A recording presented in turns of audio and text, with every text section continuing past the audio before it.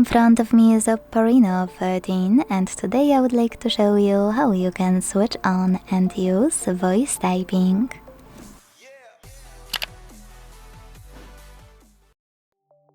Start by opening your keyboard and hitting microphone icon at the top right corner. If it's not visible, hit gear icon right next to this color palette. And finally tap on voice typing to tap on gray switcher next to use voice typing and activate it. With this switcher blue, you can go back to your keyboard to tap on the now visible microphone.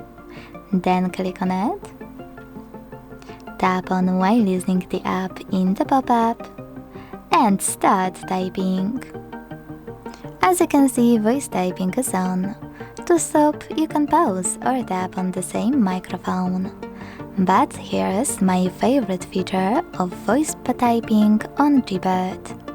After tapping on this microphone, you can select tiny icon right next to it.